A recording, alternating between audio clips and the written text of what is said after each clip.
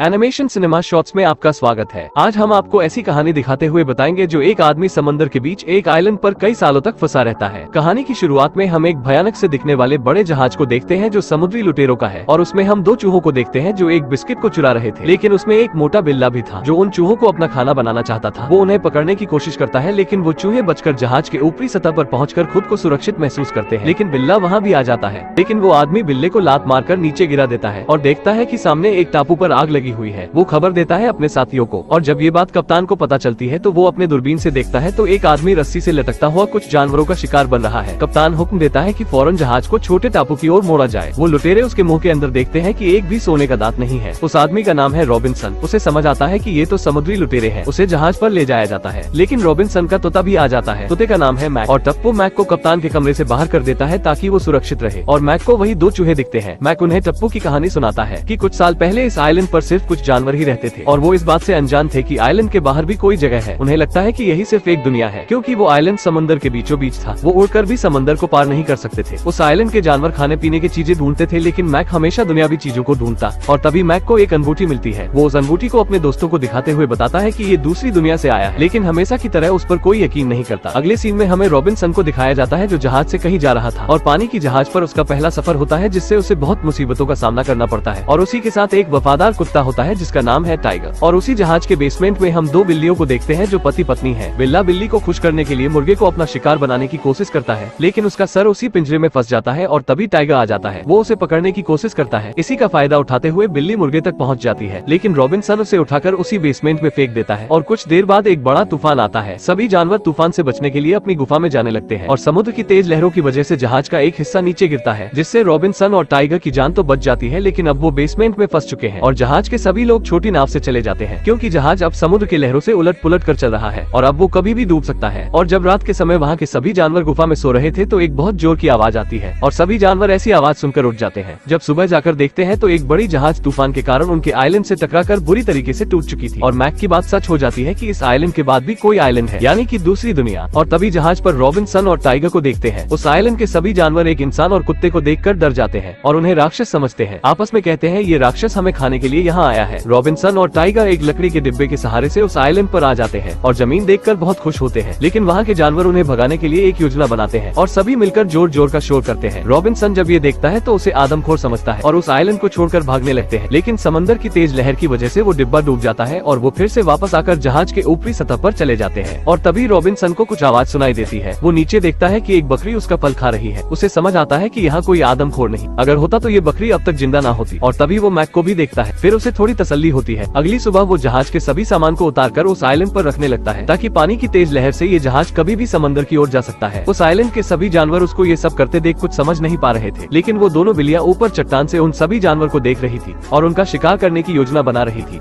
इधर रॉबिन्सन को कई सारे हथियार मिलते हैं और उन्हें बाहर लाकर शिकार करने का अभ्यास करता है। जब गोली की आवाज सुनाई देती है तो सभी जानवर भागने लगते हैं, और उसके बाद रॉबिन्सन शिकार करने निकल जाता है। और वो जिसका शिकार करने जा रहा है वो मैक की दोस्त होती है। जब वो रॉबिन्सन की ओर देखती है तो देखती ही रह जाती है। रॉबिन्सन को उसे मारने की हिम्मत ही नहीं होती, क्योंकि वो अब तक किसी जानवर का शिकार नहीं किया था, और वो रोजी को भगा देता है। वहाँ दोनों बिल्लियां भी शिकार की तलाश में थी। रॉबिन्सन टाइगर को लेकर मछली पकड़ने चला जाता है, और तभी उसी जगह मैक आ जाता है, और वो बिल्ली उसे पकड़कर खाने ही वाली होती है कि टाइगर आ जाता है और उसे बचाने की कोशिश करता है। उतने में रॉबिन्सन भी आ जाता है। उसे देख दोनों बिल्लियां भाग जाती हैं, लेकिन मैक जख्मी हो जाता है। रॉबिन्सन उसे उठाकर उसी टूटी हुई जहाज पर लाता है ताकि उसकी मलहम पट्टी कर सके। मैक के सभी दोस्त उस जगह आते हैं जहाँ रॉबिन्सन शिकार करने आया था, और उन्हें वही मैक के टूटे हुए पंख मिलते हैं। उन्हें लगता है वो जहाजी राक्षस मैक को मार कर ले गए, और तभी वही दोनों बिल्लियां आती हैं जो मैक का शिकार करना चाहती थी।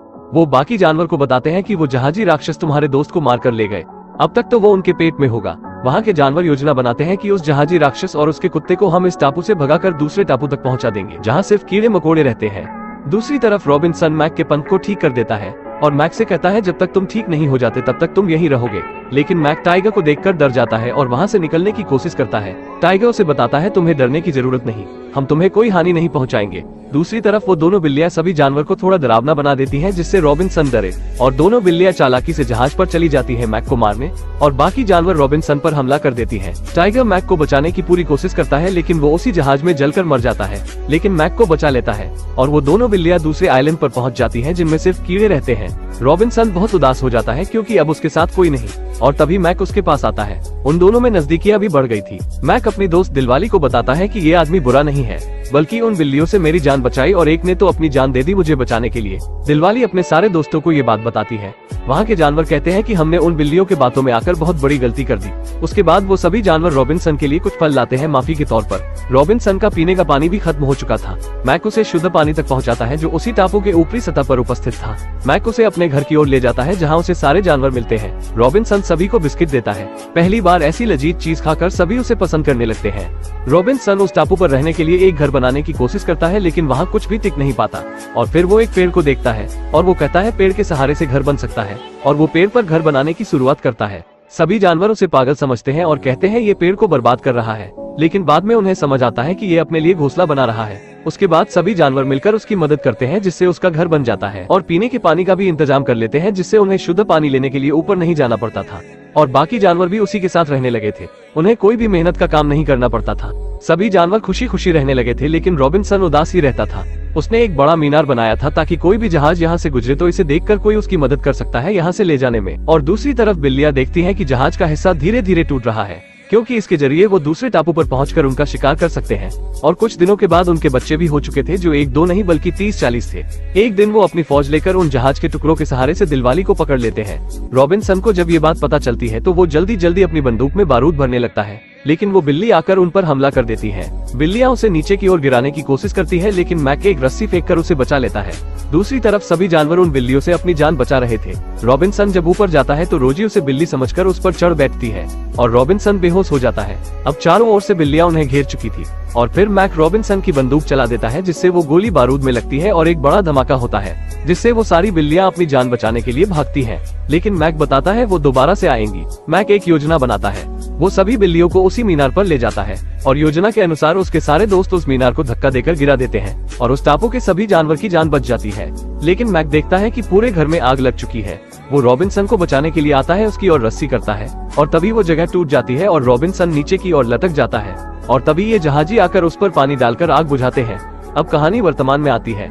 वो दोनों चूहे उसे बताते हैं कि ये समुद्री लुटेरों का जहाज है और ये रॉबिन्सन की कोई मदद नहीं करेंगे, बल्कि उसे इस जहाज पर रखकर हमेशा काम करवाएंगे, या हो सकता है उसे मार भी डालें। और रॉबिन्सन को पता चलता है कि ये इंग्लैंड शहर में कभी नहीं जाएंगे और उसे यहाँ बंदी बनाकर रखेंगे। और दूसरी तरफ वो बिल्लियाँ भी उसी जहाज पर आने की कोशिश करती है और रॉबिन्सन उस जहाज से भागने के लिए एक छोटी नाव को चुराने की कोशिश करता है, लेकिन तभी सभी लुटेरे उस पर हमला करने लगते हैं और वो सभी बिल्लियाँ लुटेरों की जहाज पर आ जाती है और रॉबिन्सन उस टूटी हुई लकड़ी की टुकड़े पर गिरता है और वो टापू की ओर जाने की कोशिश करता है और उस जहाज का कप्तान भी उसे छोड़ देता है, ये कहते हुए कि इस टापू पर वो कब तक जिंदा रहेगा। और मैक उन दोनों चूहे को बिल्लियों से बचाकर उन्हें अपने साथ उड़ाकर उस टापू पर लाता है और यहीं पर ये मूवी खत्म होती है। अगर आप ऐसी और भी वीडियोस देखना चाहते हैं तो सब्सक्राइब करिए और इस वीडियो को लाइक करना मत भूलना, क्योंकि अगले संडे आपको इससे भी अच्छी मूवी देखने को मिल सकती है।